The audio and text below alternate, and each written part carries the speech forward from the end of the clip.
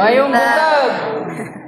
Karong ang unang Domingo sa Advent, unsa man ang pagpasabot sa Advent.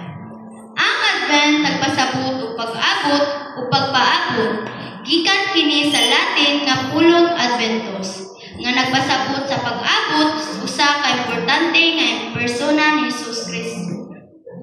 Ita usab nagsugod sa usa ka espiritual nga pananaw sa pagpangandam, pagpaabot o pagpaabos atubangan sa pag-abot sa Ginoo.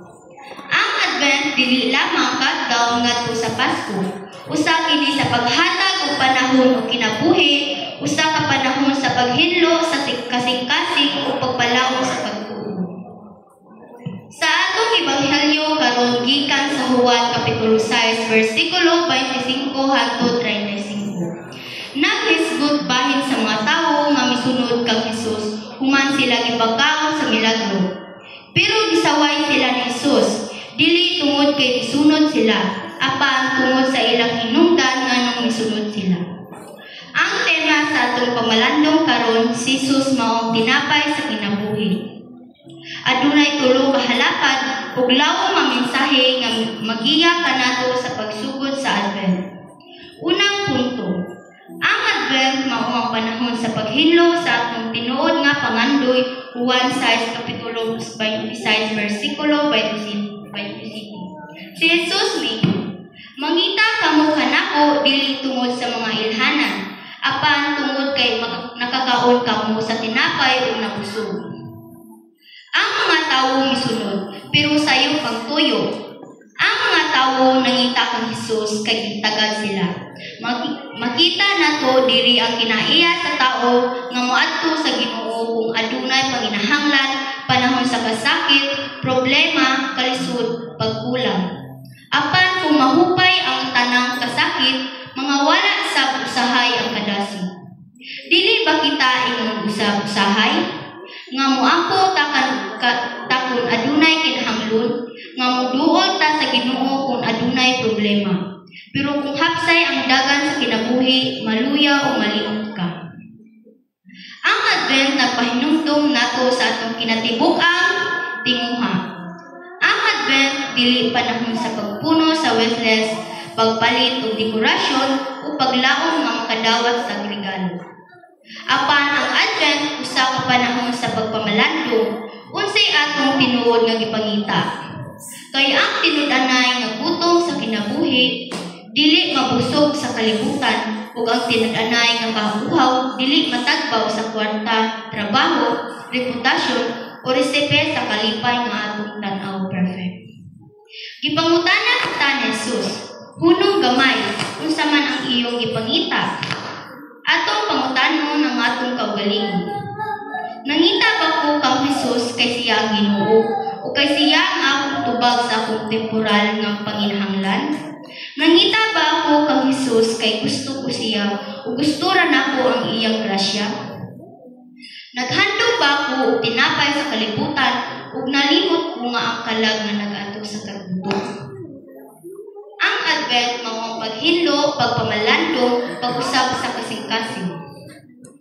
Sa pagsugod sa Advent, ang Ginoo nagaingon kanato. Trabahuha ang pagkaon maghatag og kinabuhi nga dayon.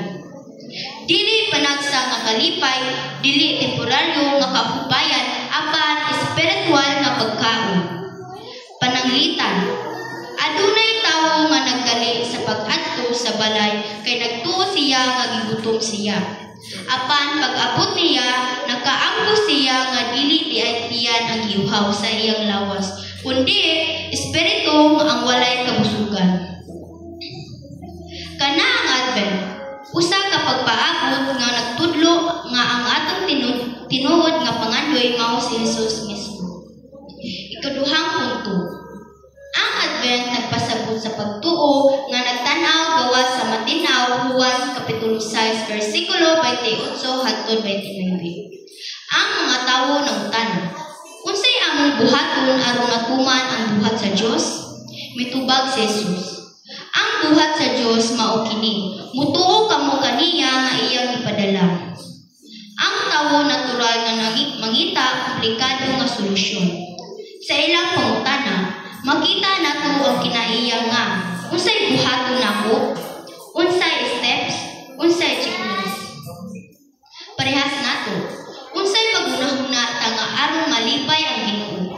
Kinahanglan daghan kaayong ritual, daghan project, daghang buhat. Apan ang tubag ni Jesus, simple pero lawong pagtuo. Wala siya mingon. Buhata ang daghang bulhaton. Pagka maayo o maayo aron maluwas ka. Pagka pana o maayo aron mapalipay nimo ang langit. Ang Ginoo mingon lang, tuuhi ako. Dili tuhan lang sa baba, dili tuhan lang sa kasayuran, apan tuhan sa kasing-kasing, unahuna o kinabuhi. Ang Advent usa ka panahon sa paglawom sa pagtuo. Sa Advent gitawag kita nga mutuo nga ang kahayag moabot bisag dili panato makita. Mutuo nga adunay paglawom bisag napuno tag kabalakan. Mutuo nga adunay lawom nga katuyuan bisan dili klaro ang dalan. Mutuo nga si Jesus mao gyud ang tinapay sa kinabuhi bisan ang kalibutan naghalad og daghang kapuli.